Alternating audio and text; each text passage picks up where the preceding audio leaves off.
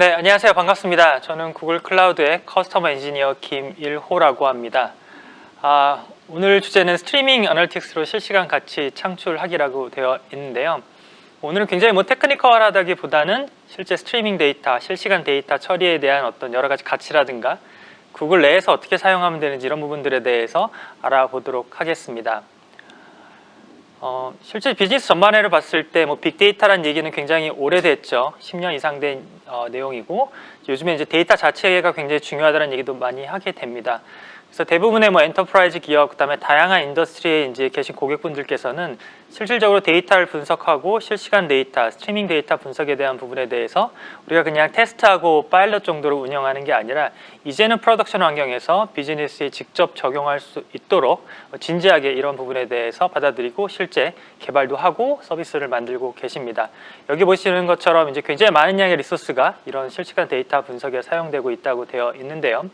오른쪽에 조금 이렇게 그래프가 보입니다. 보시면 시간과 가치에 대한 부분인데요. 우리가 쉽게 생각해 보면 어떤 특별한 이벤트가 발생했을 때 그걸 이제 비즈니스에 관련되어 있는 데이터라고 생각을 한다면 시간이 지나면서 이제 가치가 줄어들 수가 있겠죠. 경우에 따라서는 그 데이터가 받아들여졌을 때, 데이터가 생겼을 때 어떤 특별한 조치를 취할 수 있고 우리가 분석을 할 수 있다라고 하면 좀 더 비즈니스에 도움이 되거나 또는 비즈니스에 영향을 줄 수 있는 거라면 그 영향을 막을 수도 있을 것입니다. 따라서 이제 시간이 지나면서 그 가치가 변할 수 있다는 부분에 조금 포인트를 맞춘 부분이고요. 또 굉장히 많은 양의 데이터를 요즘에는 그냥 버리는 것이 아니라 대부분의 고객분들이 이런 데이터를 모아서 저장을 하고 분석을 하게 됩니다. 그래서 많은 양의 데이터가 지속적으로 쌓이게 되고요. 그 데이터가 계속 많아지게 되는 부분에 대해서는 대량의 데이터를 분석하는 그런 솔루션이나 프로덕트를 활용을 해서 또 거기서 이제 여러 가지 가치 있는 내용을 꺼내서 비즈니스에 반영을 하게 됩니다. 그래서 사실은 양쪽 다 중요한 부분이긴 합니다만 지금은 이제 조금 실제 스트리밍 데이터, 현재 가장 급하게 들어오는 데이터들에 대해서 분석하는 부분에 대해서 좀 알아보도록 하겠습니다. 아마 여기 보고 계신 분들이나 또는 데이터 분석을 관련된 일을 하시는 분들께서는 세 가지로 좀 나눠볼 수 있을 것 같아요. 우리가 어쨌든 비즈니스 관련된 가치다, 밸류다, 인사이트다 여러 가지 얘기를 하는데요. 가장 흔하게 하는 부분들은 이제 보통 히스토리컬한 데이터를 많이 보시게 되죠. 그러니까 배치 분석이라고도 하고 일괄 분석이라고도 합니다만 어느 정도 데이터 양이 쌓였을 때 그 데이터 양에서 우리가 분석을 통해서 어떤 가치를 찾아내게 됩니다. 예를 들어서 일주일간의 판매율, 지난달부터 이번 달까지의 레베뉴 이런 식으로 해서 실제 지나간 내용들을 통해서 거기서도 역시 통계적인 데이터를 통해서 꺼내서 분석을 하게 됩니다. 이럴 경우에는 처리해야 될 데이터 양이 많기 때문에 보통 특정 이제 워크로드가 많이 사용되지 않는 시간에 이제 배치 잡으로서 일괄 처리를 하는 식으로 분석을 하게 됩니다. 또 두 번째 생각해 볼 수 있는 부분이 오늘 말씀드리게 되는 실시간 분석이겠죠. 지금 당장 이 데이터가 흘러가는데 스트리밍 데이터가 들어오는데 로그가 계속 생성되는데 여기서 우리가 어떤 특별한 데이터들의 어떤 패턴이라던가 또는 아웃라이어들인가 이런 것들을 찾아서 분석해낼 수 있으면 좋지 않을까, 이런 부분들에 대해서는 이제 실시간 데이터 분석이라는 요건이 필요하게 되고요. 또 한 가지는 이제 머신러닝이라는 개념이 요즘에는 굉장히 많이 적용이 되고 있습니다. 꼭 기술적인 일을 하는 게 아니라 여러 가지 인더스트리, 산업군에서 머신러닝을 어떻게 활용을 해서 우리 비즈니스가 좀 더 성장할 수 있을까 하는 부분에 대해서 많은 고객분들이 고민을 하고 있습니다. 그래서 오른쪽에 보시는 것처럼 지속적인 인텔리전스라고 되어 있는데요. 과연 앞으로 어떠한 일이 일어날 것인가, 일어날 어떤 수치라면 수치는 어떻게 될 것인가, 이런 부분에 대해서 이제 여러 가지 개념들이 도입이 되고 있고요.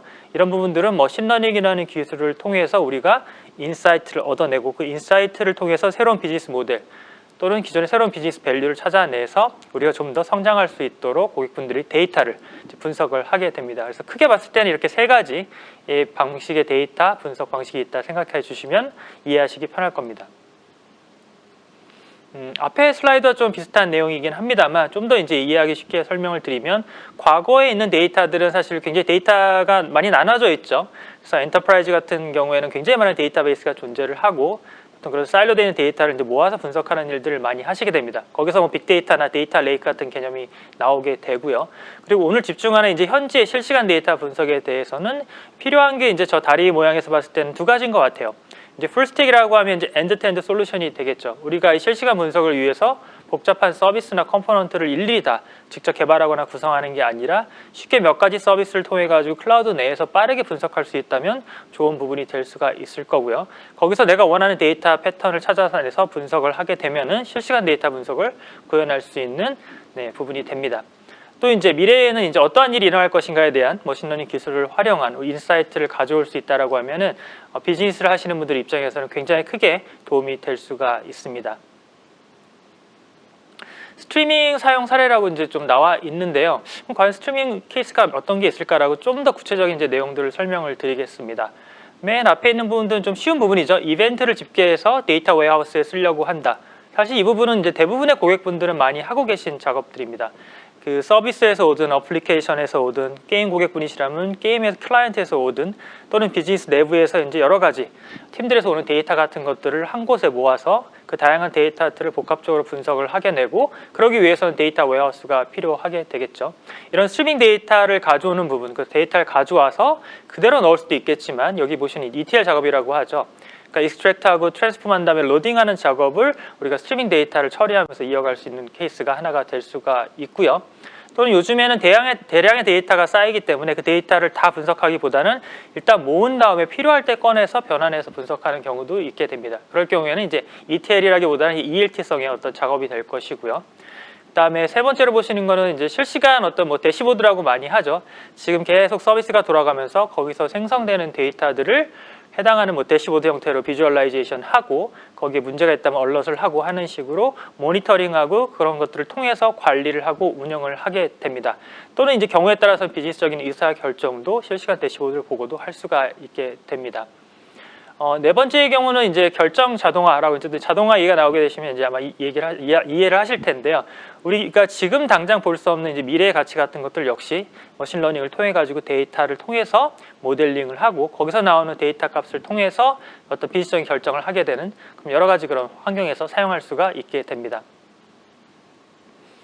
데이터를 통한 어떤 뭐 주도라고 이제 설명이 되어 있긴 합니다만 이건 사실 고객분 입장에서 생각해 보시면 좋을 것 같습니다. 지금 들으시는 고객분들 입장에서 우리가 비즈니스를 할 때 지능형, 그러니까 인텔리전스, 인사이트, 머신러닝 이런 부분에 대해서 어떻게 지속적인 가치를 창출할 수 있을지 고민하고 계실 거고요. 근데 이렇게 하면서 우리가 하려는 일이 굉장히 복잡해서 많은 비용이 들다거나 할 경우에는 옳지 않겠죠. 그럴 경우에는 굉장히 그런 여러 가지 분석할 수 있는 서비스든 플랫폼이든 그런 부분들 단순화할 수 있는 부분이 필요할 수가 있게 되고요. 또는 이제 뭐 개방형이라면 다양한 부분이 볼 수가 있을 거예요. 비즈니스에 대한 개방성도 있겠지만 지금 사용하신 기존의 어떤 뭐 온프레미스 환경이라던가 또 경우에 따라서는 다른 서비스 프로바이더를 통해서 받는 부분들 이런 부분들에 대해서 쉽게 통합해서 데이터를 분석해서 볼 수 있다라고 하면 역시 그 부분도 상당히 중요한 그런 포인트가 될 수가 있습니다. 여기 보시는 이제 사실 뭐 리서치 서베이 하는 곳이죠. 포레스터 웨이브 같은 경우에는 데이터 웨어하우스 쪽, 그다음에 스트리밍 분석에 대해서는 구글 클라우드 솔루션이 앞서 있고 리더십을 가지고 있고 비전이 있다라고 평가를 하고 있습니다. 최소한 오늘 들으시는 세션에서는 이러한 리더십을 갖고 있는 이제 구글 클라우드 플랫폼의 이제 내용을 보실 수가 있게 되는데요. 조금 이제 서비스 레벨로 들어보도록 하겠습니다. 클라우드 데이터 플로우라고 되어 있습니다. 보통 데이터 분석을 직접 하시는 분들 같은 경우는 굉장히 익숙한 프로세스 스텝이 될 수 있을 것 같습니다. 데이터가 생성되는 부분, 또 데이터가 저장되는 부분이 있을 수가 있고요. 그러한 데이터를 빠르고 안전하게 수집하는 게 두 번째 단계가 됩니다. 그다음에 세 번째 단계는 이제 데이터 플로우가 이제 가운데 들어가 있는데요. 데이터 플로우는 그런 데이터를 변환 또는 분석, 여러 가지 역할을 할 수 있는 중간 단계가 바로 데이터 플로우가 될 수가 있습니다. 기존에는 이제 데이터 플로우 내에서 어떤 분석을 하지 않겠다라고 하면 데이터 플로우가 보통 전처리라고 하죠. 그런 프리프로세싱을 통해 가지고 뒤에 데이터 웨어하우스라든가 DB라든가 다른 저장소에 데이터를 안전하게 저장하는 방식으로 이런 프로세스를 만들 수가 있을 텐데요. 지금 이제 데이터 플로우에서 뒤에 설명드리겠지만 보다 다양한 일들을 할 수가 있습니다. 위에 있는 그림들을 보시면 데이터 소스라든가 저장되는 부분들이 굉장히 다양화되어 있어요. 그래서 꼭 뭐 구글 클라우드도 있겠지만 그렇지 않은 곳에 있는 저장되어 있는 데이터도 소스가 될 수 있고 저장하는 공간이 될 수도 있습니다. 그럼 데이터 플로우가 중간에서 어떤 일을 해드릴까요? 보통 뭐 파이프라인을 생성한다, 파이프라인을 생성해서 우리가 데이터를 프로세싱한다 이런 얘기들을 많이 들어보셨을 겁니다. 그래서 오른쪽에 보시는 것처럼 뭐 구글 클라우드 이제 펍솔을 통해서 메시지가 모아지게 되면 그거를 읽어드리고 그다음에 트랜스폼 레벨에서 변환을 하게 됩니다. 그래서 필요할 경우에는 여기서 이제 분석 과정이 들어가 있죠. 애널라이즈 한 다음에 그걸 내가 결과를 뭐 빅쿼리 같은 데이터 웨어하우스에 저장하는 식으로 중간에서 이 데이터를 분석 변환하는 그 스텝에서 이제 진행되는 부분이 데이터 플로우가 지원해주는 부분입니다. 뭐 데이터 플로우는 당연히 이제 매니지 서비스고요. 클라우드 내에서 제공해드리는 서비스이기 때문에 실질적으로 이제 바로 사용할 수 있는 서비스가 될 수가 있고요. 경우에 따라서는 당연히 이제 스케일링 같은 것들을 지원할 수 있기 때문에 대량의 데이터가 들어올 때도 빠르게 분석을 할 수가 있게 됩니다.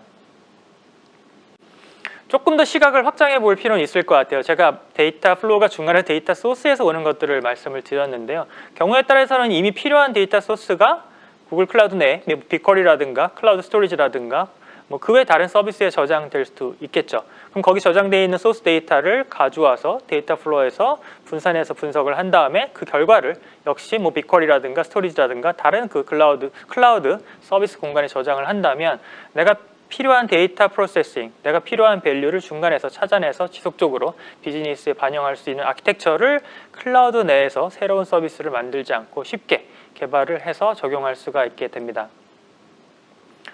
조금 뭐 복잡해 보일 수 있겠습니다만 저희 이제 구글 관련되는 그 다큐멘테이션 사이트에서 가져온 아키텍처입니다.